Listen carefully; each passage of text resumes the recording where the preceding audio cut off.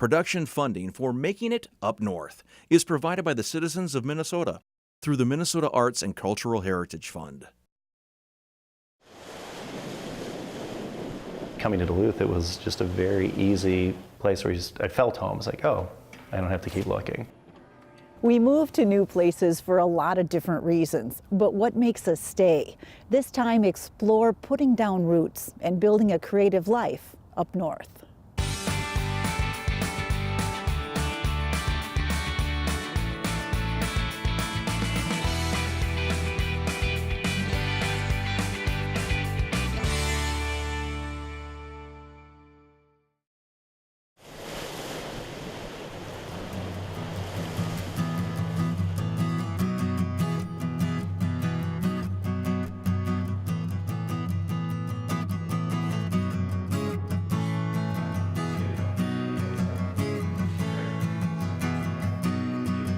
Putting down roots means different things to different people. Paul LaJeuness is here to talk a little bit about what it means to you. You've been in this area for how long? 2.5 years, so this is my third year at St. Scholastica and in Duluth. You grew up where? St. Louis, Missouri, the suburbs of St. Louis, about 20 miles out west of it in St. Peters. And how many postal codes have you had between there and here? When you think about putting down roots, what does that mean to you? Part of the truth is that you can't find what you're looking for out there. You know, it's an internal thing. But I had something inside me that was just very curious about what else is available, what else is out there. So going back to graduate school, it was with an intention of finding a way to go study abroad and be in another country and really experience that, knowing that not just was my life kind of small and limited, but even being in America was not what I personally needed to try and find out what I valued. So you end up in Duluth, Minnesota, working on a mural in Lincoln Park. Tell me how that process went. The mural came as part of the Lincoln Park Craft District and the Duluth Art Institute inaugural Artist in Residence program. Great. And I thought making a large mural would have been the kind of perfect inaugural piece, make kind of basically a big billboard for this project for the neighborhood, and very intentionally interview business owners and get imagery and documentation of sort of the history of the place, but also what they were trying to do in that community to kind of revitalize some of definitely the economic part of that neighborhood. Being a community artist is an amazing way to put down roots, don't you think, as far as being able to make connections with the fabric of a neighborhood? You're meeting the community, you're engaged with them, it's for them, so it's no longer just sort of this, what do I want to do as an artist, my personal expression, my vision, my philosophy. It's like, well, what are the values of a group of people? What is the community interested in? What do they care about? And you get to kind of be a medium or a voice for that. Did it also give you roots? I guess I dodged that, didn't I? Yeah, it got me over to Lincoln Park and in that neighborhood, and I met people, I met business owners, and it became very easy to want to stay. And I was in a time in my life where I'd bounced around and bounced around and bounced around. You get to a point where you're just like, I don't really have it in me to keep moving. And so I was looking for a place to call home. And coming to Duluth, it was just a very easy place where I felt home. It's like, oh, I don't have to keep looking. The next step is like, well, then you do find out more and you dig deep. So instead of going out, it was going deep into depth and finding out about this place. And I think that is planting roots. I think it's the right metaphor for it.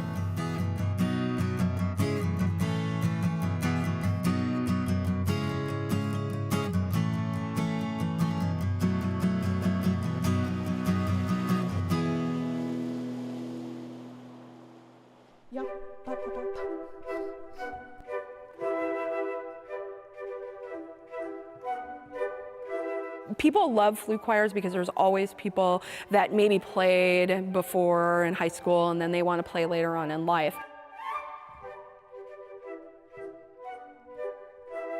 Flute choirs are really popular in like a college setting because, you want to kind of connect with people.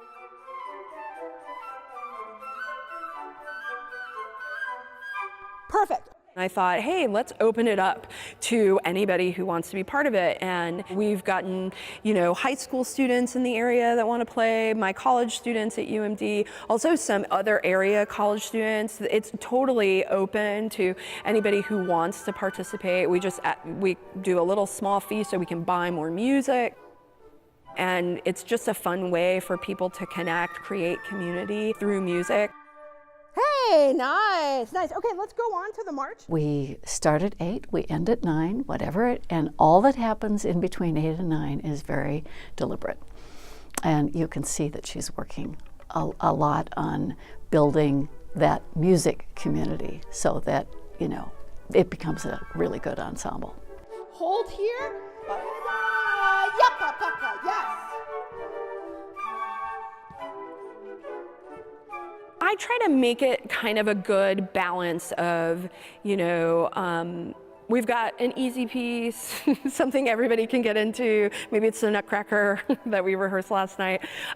Or maybe it's a more contemporary piece called Unsettled Weather that has like this extended technique. So I feel like I try to balance like really challenging music with something that everybody can kind of get into.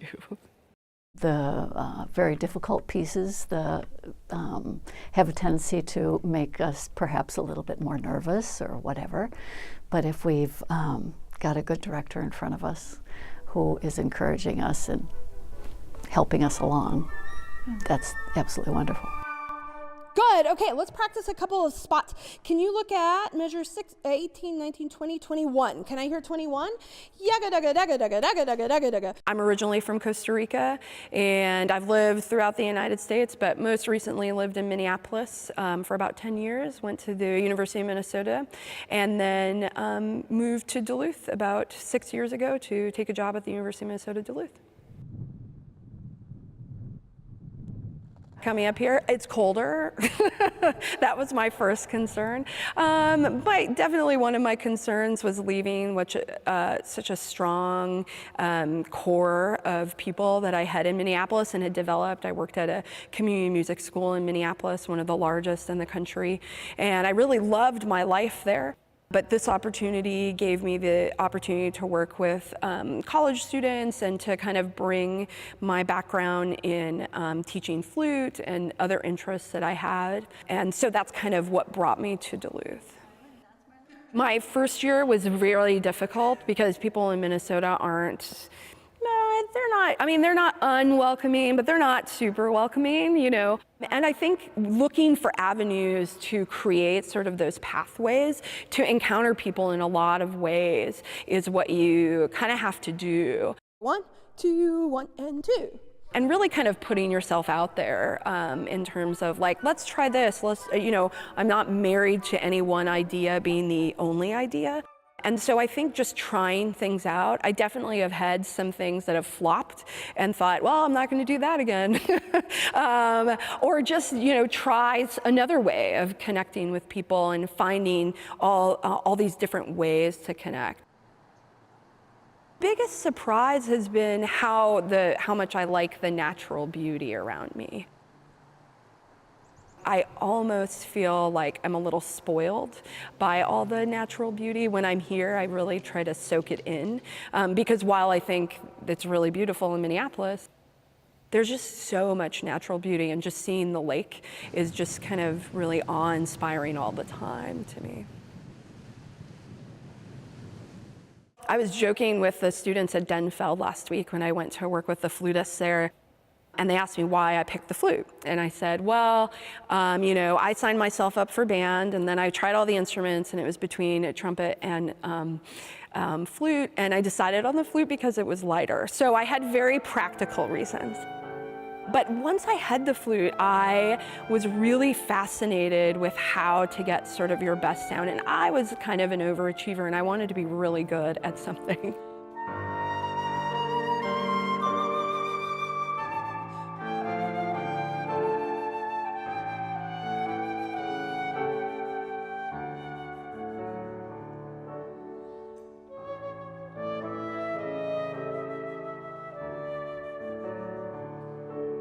To be honest, I really like bringing people together. You know, whether it's, you know, something you just do kind of to enjoy your time, or it's something you do really, really seriously. For me, it's all about creating community. I really enjoy that.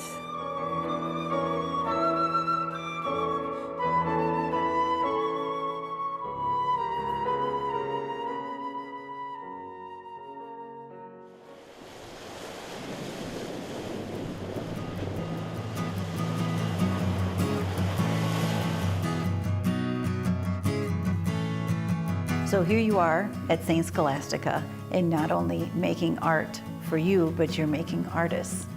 How does that feel? How does that fit in what you want to do? It ends up benefiting me. So what I teach and talk about in the classroom, ironically, I'll go home and look at what I'm making and say, I'm doing the same things wrong that I just told them not to do. It's like, all right. It keeps it fresh in my mind as to what it is we're trying to do and where there are shortcomings. Where does that sense of community art in your mural experience translate to what maybe art students will encounter in their future, or how to increase the value or the opportunities they may have? Well, we have a couple of classes where one of the things that we're doing is that there are murals happening in the school. So again, Sarah Brock Erickson's been very instrumental in connecting with community organizations and writing grants and getting funding through ARAC to fund this. So we're connecting our students with other students and then other community members so that they are understanding like this is a path for professional art and art making. We're more interested in talking about options that are available. And public art is definitely a very viable career. And it also teaches for a breadth of interests and abilities as opposed to this sort of honing of your skill to one specific skill set. I'd rather find out what your personality is like and then kind of just open doors or get you exposed to possibilities. So how about your own art? And has Duluth seeped in there? Do you collect all your experiences? I only paint loons and the lake and the lift bridge. No, I mean, people do tease me about that because I'm generally a landscape painter. I have some figurative work showing up in there, but 90% of it's landscape. And so people tease like, oh, you're gonna put loons and the lift bridge in there. It's only a matter of time. But I mean, there's no way to deny this sort of kind of majesty. It's humble, but it's mountainous. Like it still has it, and then just the giant lake and sort of the power of the lake and the weather changes. And I was amazed at how much kind of white water and fresh water is coming down through the Iron Range into the lake. So you have all these beautiful streams and rivers that are kind of rushing all the time. And there are certain spots where it sort of felt like I was in the Smoky Mountains or like in that kind of environment. Like this is really mountainous. All that's showing up in the work now. And I'm just going to set it up and kind of rock it back and forth.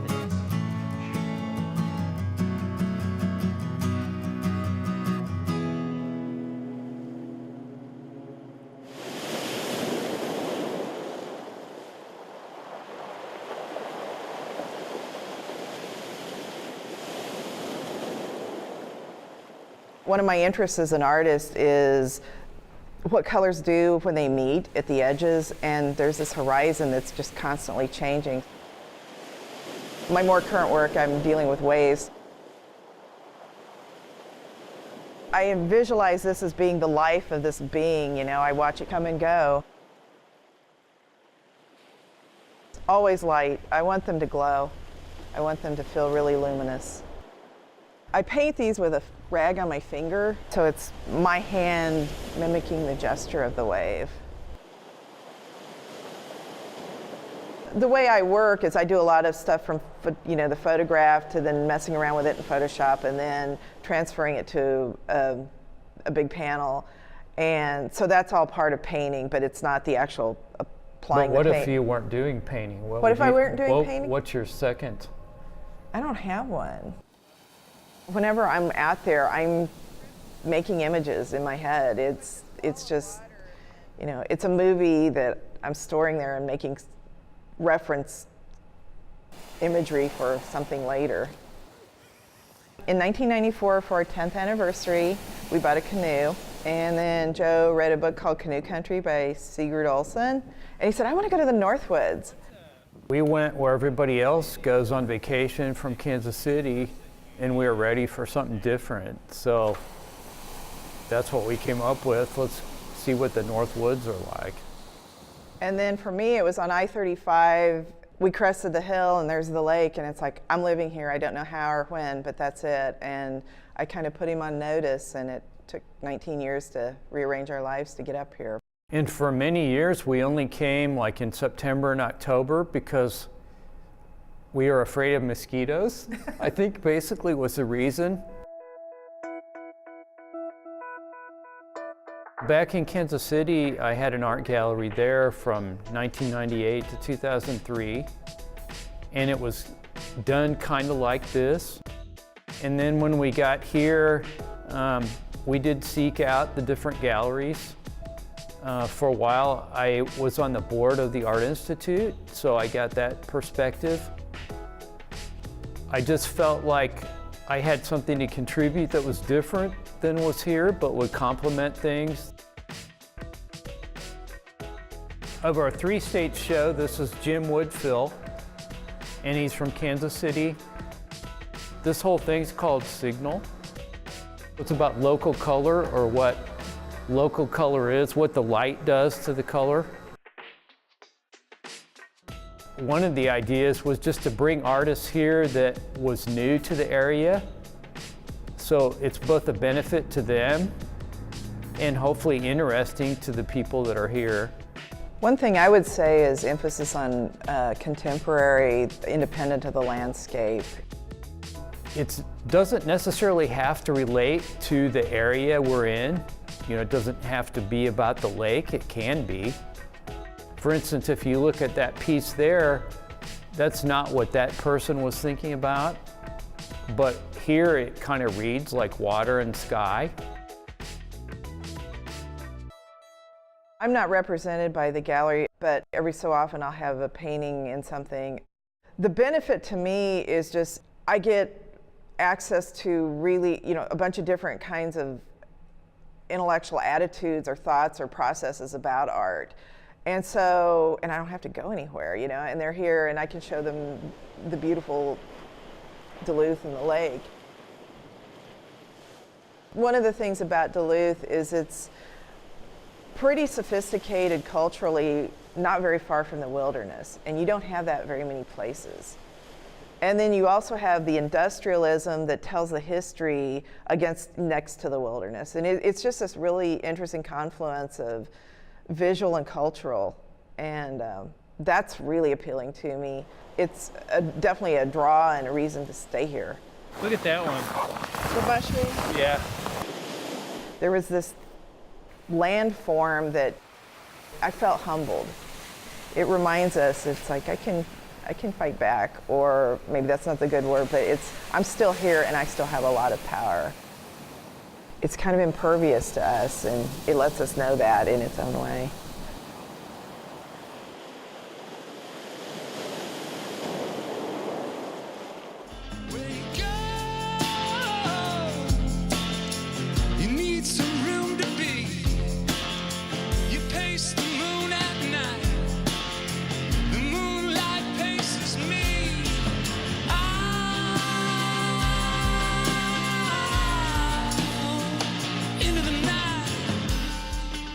When we first came to play in Duluth, what was it, 2007 or 8 for the first time, and it was kind of just immediately clicked. Playing there and then going out in the scene and seeing other great musicians play, it was such an attractive force, seeing so many other singer-songwriters cutting their teeth in Duluth, and it just made me want to do the same thing.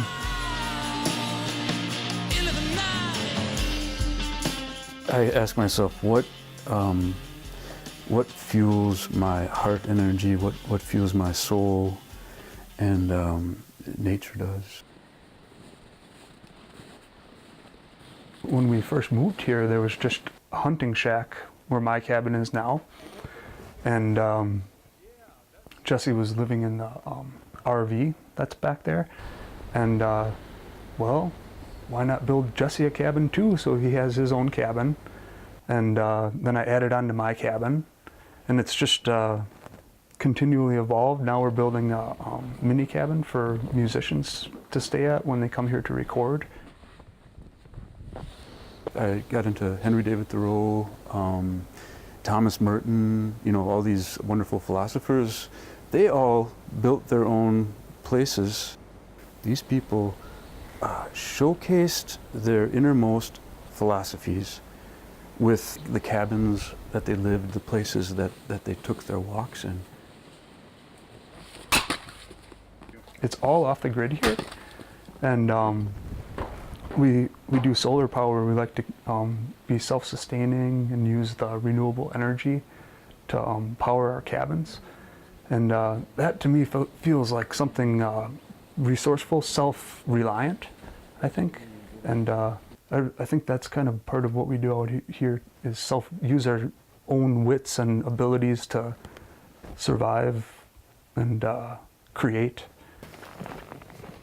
We both write the music and we both write the words. But usually the music starts with Ryan. The melodies start with Ryan on his guitar or whatever instrument, and then he'll share that with me. You know?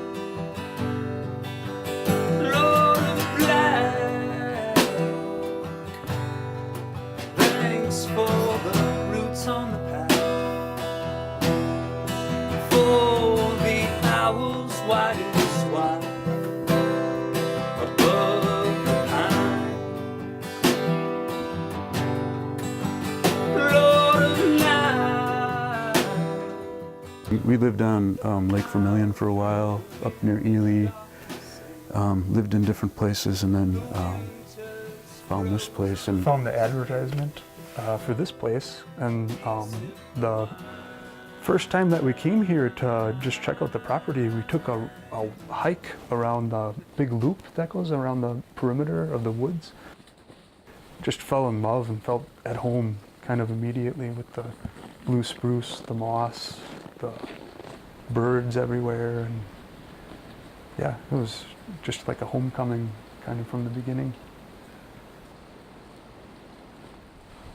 Having this sanctuary, it has made me a little more meditative and patient with my own idiosyncrasies and other people's things that used to maybe rub me the wrong way, or I used to get a little too high on good things that other people did. Now I'm, you know, it's more balanced, I would say. Our lives are a little more balanced. And grounded. We don't go on as long of tours as consistently as we used to. We used to sometimes go, thousands of miles and play gigs all along the way for a month west and then come a month back east to hit up Minnesota again. It doesn't work anymore that way. It could, but it would. I don't know. It would have to be very, very different, and our family would have to come with us if that were to work this time. Thanks for my eyes and for my breath. Just the nature around here, the wilderness, it helps feed us in the creative process. And we just keep on playing. As long as we're living, hopefully we'll be able to make music and write songs. We climb the rocks upon the hill to find a place where we can fill our eyes with the sky.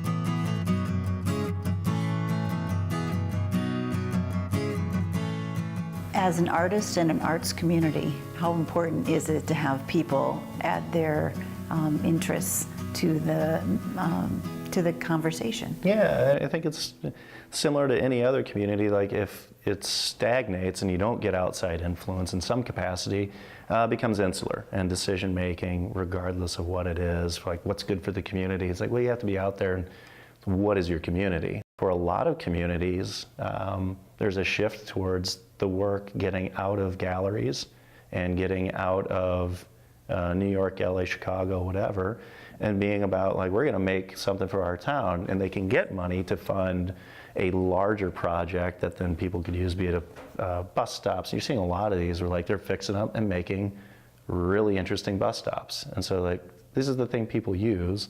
Let's make it functional, but also make it to where people want to be part of it and like make our town interesting. So is this part of putting down roots for you? Yeah, I mean, for sure. Like, I wouldn't want to do that as a, you know, kind of a hired gun somewhere else, come in and say, well, here's how you should. It makes no sense because you don't live there. So what is the role of art today and maybe tomorrow Oh my God. in our city? Yeah. In this city. I mean, I personally would like there to be a larger impact of public art, and I've been recently accepted to the Duluth Public Arts Commission.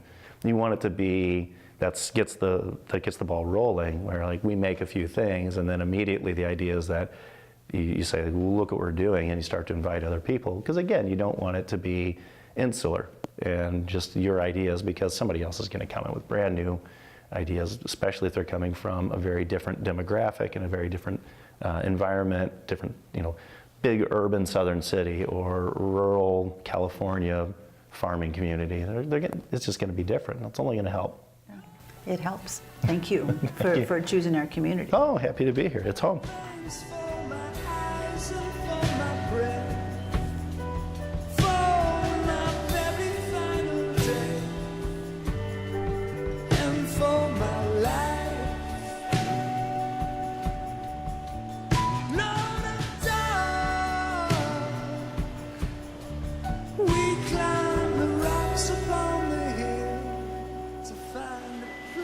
Where we can fill our eyes with the sky.